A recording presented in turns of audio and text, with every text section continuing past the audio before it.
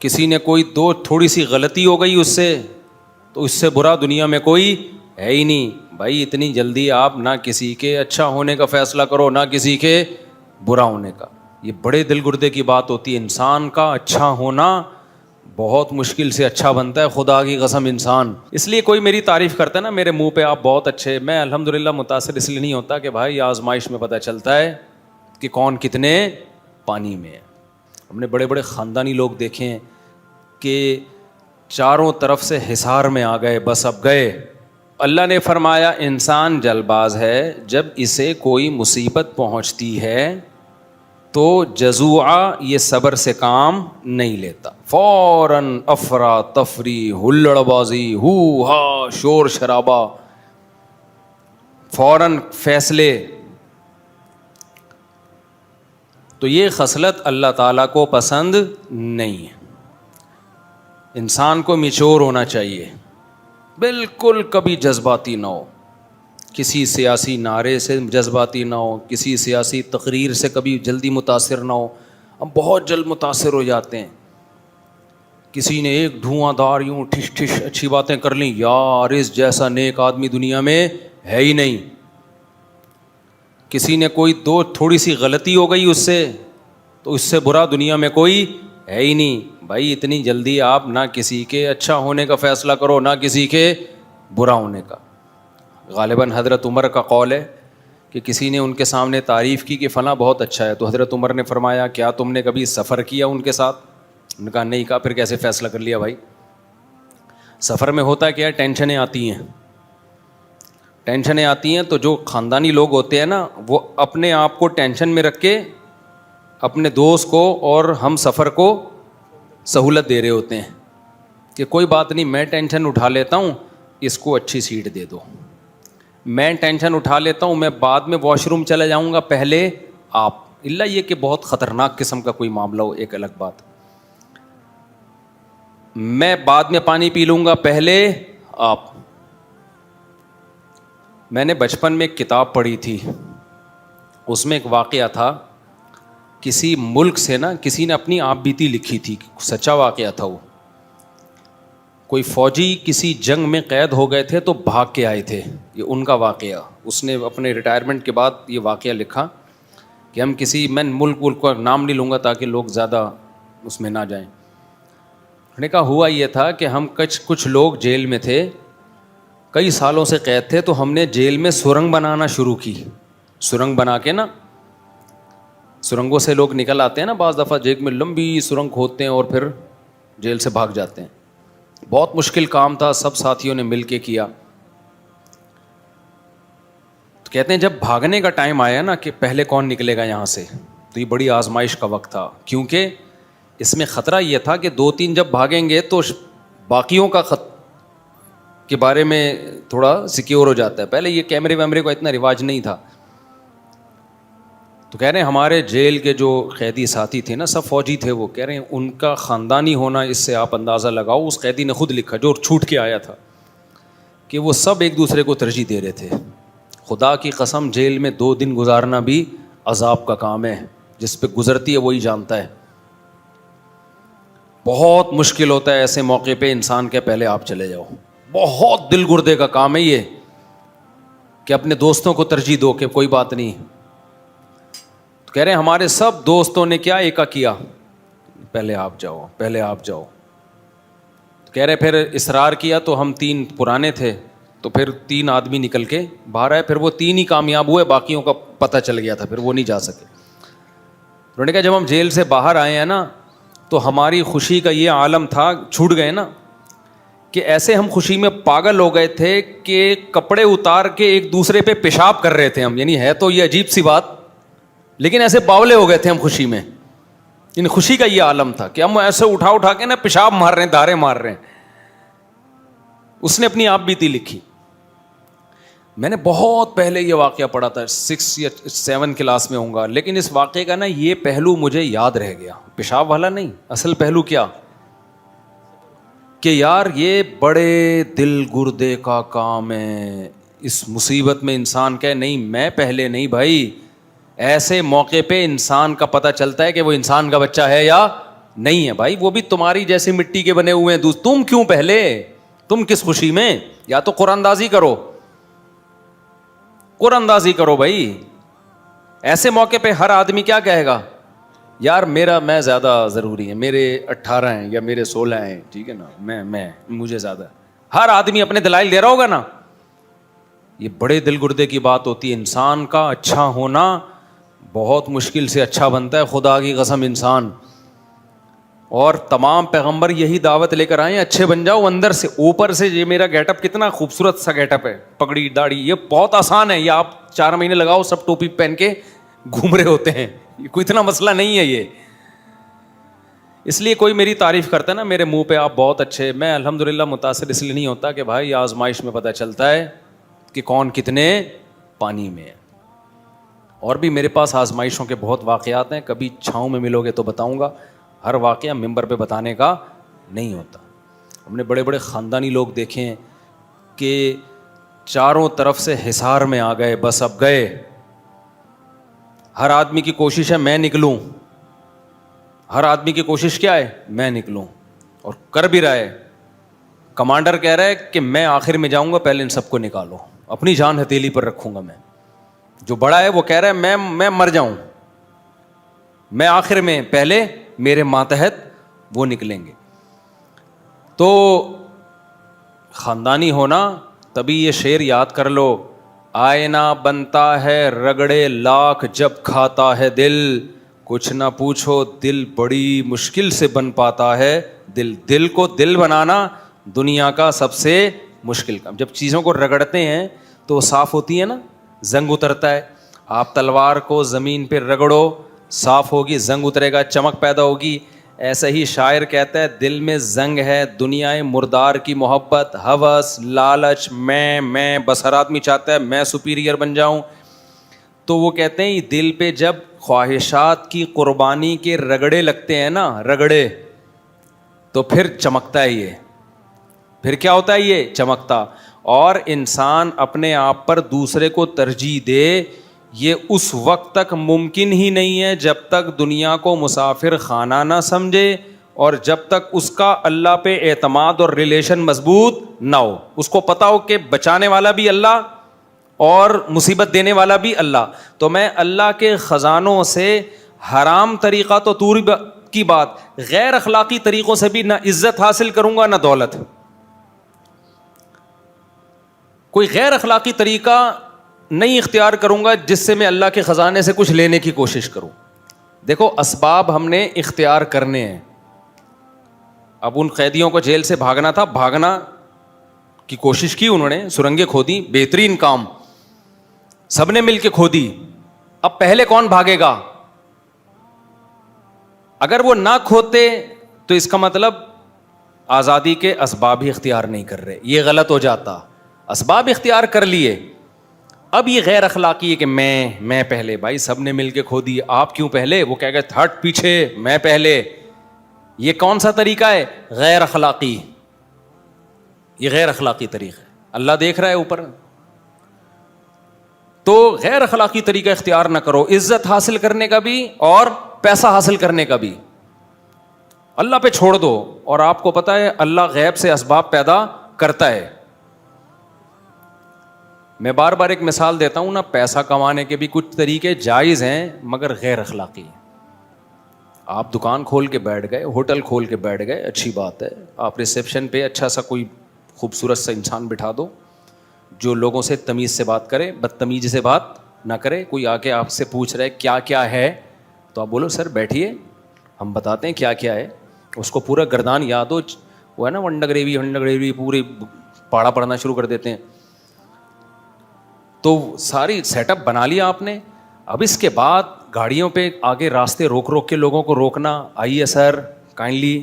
ابے بھائی تو ہٹ سائڈ پہ گاڑی لگے گی. کئی دفعہ ڈرائیونگ کے دوران یہ ہوتا ہے, آپ جا رہے ہو نا, ہوٹل والا سامنے آیا ہوا ہوتا ہے, بھائی ٹکر لگے گی, تم جانے دو, کیوں روک رہے ہو, ٹائم کیوں ویسٹ کر رہے ہو. یہ ناجائز نہیں ہے لیکن ہوس غیر اخلاقی طریقہ ہے. آپ نے جو کرنا تھا کر لیا, اب آرام سے بیٹھ جاؤ. جو آپ کی مقدر کی روزی ہوگی اللہ ادھر ہی پہنچا دے گا. نبی صلی اللہ علیہ وسلم نے کیا فرمایا؟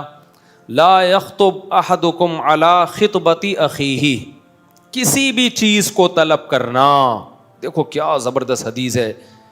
صرف روزی انسان صبح و شام 20 چیزیں چاہتا ہے. صبح و شام ہم کو 20 چیزوں کی چاہت ہوتی ہے, ایسا ہی ہے نا. ہماری چاہت ہے عزت ملے, یہ نیچرل ہے. بے عزتی کسی کو بھی اچھی نہیں لگتی. بے عزتی صرف اس کو اچھی لگتی جس کی عزت ہی نہیں ہوتی, کیونکہ اس کے پاس عزت ہے ہی نہیں تو بے عزتی اس کی ہوتی نہیں ہے. بے عزتی اس کی ہوگی نا جس کی عزت ہو, تو پھر بے لگا دیں گے پیچھے ہم اس کے. عزت ہی نہیں ہے تو بے لگے گا کہاں؟ نہیں آئی بات سمجھ بھائی. بے عزتی یہ عزت کی ضد ہے, اپوزٹ ہے. میں بار بار کہتا ہوں, ایک آدمی ایک علاقے میں گیا, آیا, کہتا ہے شکر ہے میری اس علاقے میں کوئی عزت نہیں ہے. لوگوں نے کہا اس میں کون سے شکر کی بات ہے؟ کہہ رہا ہے اگر عزت ہوتی تو آج ایسا کام میں نے کیا کہ ٹھیک ٹھاک بے عزتی ہو جاتی آج میری. تو چونکہ پہلے سے عزت تھی نہیں, لہذا اس الٹے کام سے میری بے عزتی ہوئی نہیں ہے. تو ہم میں سے ہر شخص متلاشی ہے, ہر شخص کو عزت بھی چاہیے. آپ کو آپشن دیا جائے آرمی میں, بھائی رنگروٹ بھرتی ہونا ہے یا کمیشن آفیسر جانا ہے, یا آپ کو انجینئر جانا ہے, یا ایک صرف ڈپلوما ہولڈر بننا ہے, تو آپشنل ہو تو آپ کس کو فوکس کرو گے؟ بھائی 17-18 گریڈ کا آفیسر. فوج میں جاؤ گے تو آپ کمیشن آفیسر کو ترجیح دو گے. تو کیوں؟ یہ انسان کی نیچر ہے بھائی. جب میں اپر لیول تک جا سکتا ہوں تو میں نیچے پہ گزارا کیوں کروں؟ یہ نیچر ہے. اگر کسی میں یہ خواہش ہی نہیں ہے نا, تو اس کا مطلب وہ نیچر پہ ہی نہیں ہے, وہ پتھر ہے, اس میں جذبات ہی نہیں ہے. اسی طرح ہمیں دولت بھی چاہیے ہوتی ہے, طلب ہے نا دولت کی. اب یہ طلب کا لفظ یاد رکھو کیونکہ حدیث میں طلب کا لفظ آیا ہے, تو پھر میں حدیث کو سمجھا پاؤں گا. طلب, ڈیمانڈ, چاہت, خواہشات. تو ہر شخص کی چاہت ہے, دولت ہے یا نہیں ہے؟ بہت سے لوگ کہتے ہیں نہیں پیسے میں کیا رکھا ہے, پیسہ تو کچھ بھی نہیں ہے, سب اتنا زیادہ وہ کرتے ہیں. تو آپ بولو ٹھیک ہے اپنی جیب میں جو پیسے پڑے ہیں پھر وہ مجھے دے دو. 1 روپے نہیں لینے دے گا وہ آپ کو. سمجھ رہے ہو کہ نہیں سمجھ رہے؟ زیادہ تقریر کر رہا ہوں نا, پیسہ کچھ بھی نہیں ہے. تو بولو ٹھیک ہے سر, یہ آپ کے جو 5,000 کا نوٹ نظر آ رہا ہے کائنڈلی یہ مجھے دے دیں. تو میں اکثر واقعہ بھی سناتا ہوں نا. ہمارے حضرت مفتی رشید احمد صاحب رحمہ اللہ تعالیٰ ایک دعوت پہ گئے, ایک پیر صاحب کی دعوت تھی, تو اس نے ہمارے حضرت کو بھی بلا لیا. یعنی کسی مرید نے پیر صاحب کی دعوت کی تھی.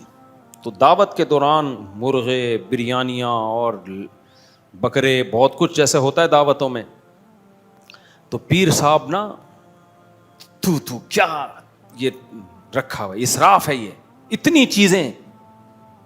ایسے تقویٰ جھاڑنے کی کوشش کی نا انہوں نے, یہ کیا ہے, یہ بریانی بھی, یہ نبی سکھا کے گئے ہیں, یہ اتنا عیاشی. تو حضرت نے فرمایا, وہ ساری پلیٹیں اپنے آگے کی. ہمارے حضرت تھے اسٹریٹ فارورڈ نا. حضرت نے فرمایا یہ آپ کے لیے نہیں ہے, یہ میرے لیے بنی ہے, یہ میں کھاؤں گا, آپ وہ ان کے لیے بھائی دال وال کا کوئی انتظام کرو. حضرت کو یہ پسند ہی نہیں تھا ٹوپی ڈرامے نا, سمجھ رہے ہو. تو جو ہے ہر شخص کی چاہت ہے, دولت بھی چاہت ہے. اسی طرح ہر شخص, ایک دفعہ ایک کوئی صوفی سا طالب علم تھا, بہت نیک نا, ہمارے مدرسے میں تسبیح کرتا رہتا, دعائیں مانگتا رہتا, ایسا لگتا تھا اس سے بہت ہی نیک نا, پرہیزگار تھا. تو ہمارے استاذ نے دیکھا کہ یار اس کی جاب بھی لگ گئی ہے, تو اس کی شادی وادی کرا دیتے ہیں. اس سے پوچھا کہ کوئی آپ کو رشتہ وشتہ تو نہیں چاہیے؟ تو اس نے کہا اگر کرا دیں تو کائنڈلی, بڑی اچھی بات ہوگی.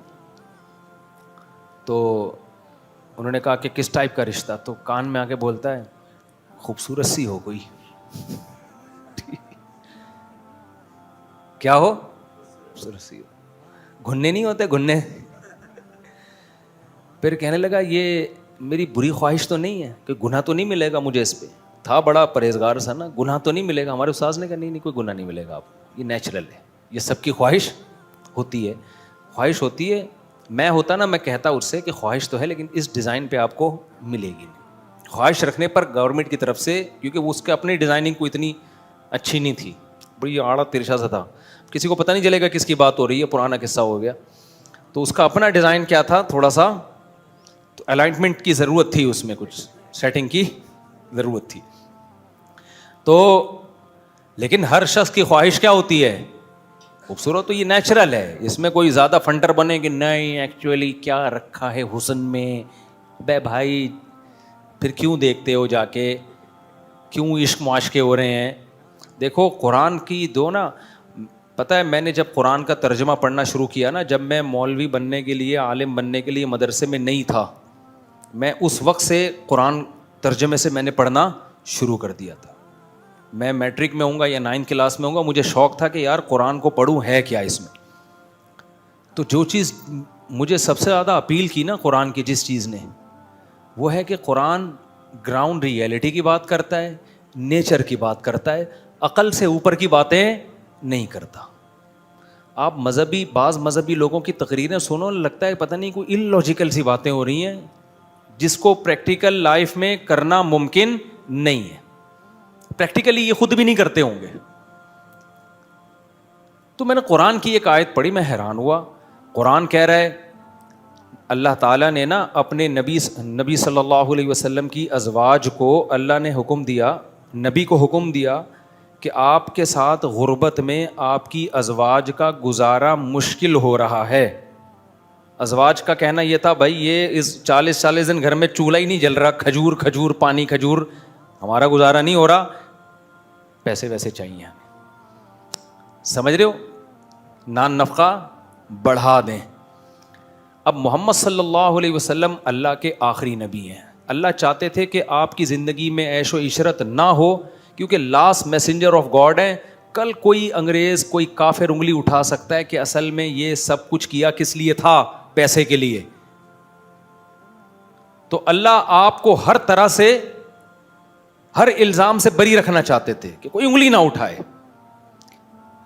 تو اس لیے نبی کو آخری دم تک غریب ہی رکھا گیا ہے, یعنی نبی کے اختیار سے کہ نہیں, پیسہ رکھنا ہی نہیں ہے. صبح آیا, شام ہونے سے پہلے آپ نے سارا صدقہ کر دیا. شام کو آیا تو صبح ہونے سے پہلے صدقہ رکھا ہی نہیں ہے. اور خود گھر میں فاقہ. بخاری کی حدیث ہے, گھر میں آتے حضرت عائشہ سے پوچھتے کھانے کو ہے, فرماتی ہیں نہیں ہے, فرماتے چلو پھر ہم روزے کی نیت کر لیتے ہیں. تبھی تو اسی سے علماء نے مسئلہ نکالا ہے کہ 11 بجے سے پہلے بھی آپ روزے کی نیت, نفلی روزے کی نیت کر سکتے ہیں. یعنی آدھا روزہ گزرنے سے پہلے بھی نیت کی جا سکتی ہے. صبح صادق کے وقت روزے کی نیت ضروری نہیں ہے. بھائی بعض دفعہ آپ کہتے ہو یار روزہ رکھو گے نہیں رکھو, کوئی بات نہیں, ابھی نیت نہ کرو. دن میں اٹھ کے دیکھ لو کیسا موسم چل رہا ہے, برداشت کر پاؤں گا, تپڑ ہے تو پاس کر پاؤں گا, ورنہ برداشت کر پاؤں گا. یہ سب چیزیں سوچ کے آدھا روزہ گزرنے سے پہلے آپ نیت کر سکتے, بشرطے کہ کچھ کھایا نہ ہو. ایسا نہ ہو آپ نے 11 بجے 2 پراٹھے کھائے, آپ نے کہا چلو اب میں روزے کی نیت کرتا ہوں, تو یہ نہیں ہوتا. تو نبی صلی اللہ علیہ وسلم گھر میں آتے, امی عائشہ سے پوچھتے کچھ کھانے کو ہے, فرماتی ہیں نہیں ہے. فرماتے چلو اب تو بھوکا ہی رہنا ہے, تو روزے کا ثواب کیوں ضائع کریں بھائی, تو ہم کیا کر لیتے ہیں, روزے کی نیت. تو روزے کی نیت کر لیتے. تو جس گھر میں یہ حال ہو تو بھائی بیوی کو تو خیال ہوگا نا کہ کچھ گزارا ہو. تو امہات المومنین نے نبی سے جب مطالبہ کیا تو نبی صلی اللہ علیہ وسلم نے کیا فرمایا, جس کا مفہوم یہ ہے کہ بھائی میں وہ لائف نہیں دے سکتا گھر میں جو مالدار لوگ لائف دیتے ہیں. میرے ساتھ اسی غربت میں گزارا کرنا ہے تو ٹھیک ہے, ورنہ میں سب کو طلاق کا آپشن دیتا ہوں, طلاق کا اختیار دیتا ہوں. مرد جب بیوی کو ڈیورس کا حق دے دے تو جیسے وہ ہر حق مرد کے پاس ہوتا ہے, بیوی کے پاس بھی چلا جاتا ہے. تو نبی نے ساری ازواج کو ڈیورس کا حق دیا. بھائی رہنا ہے تو آپ اسی غربت میں رہو, ورنہ آپ کو حق ہے کہ آپ اپنے اوپر طلاق واقع کرو. نکاح ختم ہوگا, عدت کے بعد جہاں چاہو نکاح کرو. عرب میں شادی فوراً ہو جایا کرتی تھی, کوئی پرابلم نہیں. بڑے بڑے مالدار لوگ تھے, آپ کی مالدار سے شادی ہو جائے گی. تو وہ الگ بات ہے کہ تمام امہات نے کہا کہ نہیں, ہمیں اسی غربت میں آپ کے ساتھ رہنا, ٹھیک ہے ہم راضی ہیں, لیکن آپ سے علیحدگی نہیں چاہیے ہمیں. تو پھر اللہ نے اس پہ نبی صلی اللہ علیہ وسلم کو کیا حکم دیا کہ بھائی انہوں نے جب یہ کیا ہے غربت میں آپ کے ساتھ گزارا, تو انہیں بھی کچھ انعام دیا جائے گا. وہ انعام یہ کہ لا یحل لک النساء من بعد ولا ان تبدل بہن من ازواج, کہ اے نبی آپ کے لیے اب اس کے بعد نہ تو مزید شادی جائز ہے اور نہ ان میں سے کسی کو ڈیورس دے کر کسی سے شادی کر سکتے ہیں کسی اور سے. نہیں یہی بات سمجھ میں, یعنی یہ 9 کے بعد 10ویں بھی نہیں آ سکتی اور ریپلیس بھی نہیں ہو سکتی کہ 9ویں میں سے کسی ایک کو دے دی اور اس کی جگہ دوسری کر لی. تبھی اس کے بعد نبی نے نہ ان میں سے کسی کو طلاق دی ہے اور نہ مزید شادی کی ہے. اگرچہ اللہ نے بعد میں اجازت دے دی تھی کہ آپ کر سکتے ہیں، مگر نبی نے کی نہیں ہے، شاید اس لیے کہ وہ اللہ نے جو پہلے آرڈر دیا تھا اس کا پاس رکھنے کے لیے۔ اب اس میں جو الفاظ ہیں کہ اے نبی آپ نہ کسی کو ڈیورس دے کر اس کے بدلے کوئی شادی کر سکتے ہیں اور نہ 10ویں کر سکتے ہیں، آگے الفاظ دیکھو، وَلَوْ أَعْجَبَكَ حُسْنُهُنَّ، اگرچہ کسی عورت کا حسن آپ کو کتنا ہی متاثر کیوں نہ کرے۔ نہیں آئی بات سمجھ میں؟ اس کا مطلب بھائی کسی کے حسن سے متاثر ہونے کا امکان پیغمبر میں بھی بولو تھا، یعنی اللہ کہہ رہے آپ کو کوئی عورت کا حسن کتنا ہی اٹریکٹیو ہو، اٹریکٹ کرے، آپ کو اجازت نہیں ہے اب نکاح کرنے۔ تو اب مجھے ایک بات بتاؤ، یہ اسلام کا حسن ہے، کیونکہ نبی صلی اللہ علیہ وسلم کے بارے میں جب اسلام نے کہا نا بشر ہیں، انسان ہیں، تو پھر تمام انسانوں والے لوازمات کے ساتھ انسان مانا ہے۔ آج ہوتا کیا، کسی کو پیر و مرشد مان لو، یہ پیر صاحب انسان ہے، تو انسان تو ہیں تو پھر کیا ہیں یہ بھائی، یہ پہنچی ہوئی سرکار ہے، کہاں پہنچے ہوئے ہیں، بہت بڑی چیزیں آپ نہیں پہنچ پاؤ گے، آپ وہاں تک نہیں پہنچ پاؤ۔ کیا مطلب، کیا کرتے ہیں بھائی، بس یہ کیا نہیں کرتے یہ کہو آپ۔ ہمیں بتایا گیا انسان کا مطلب کیا ہوتا ہے، انسان ہوتا ہے، تمام لوازمات کے ساتھ کیا ہے، انسان ہے۔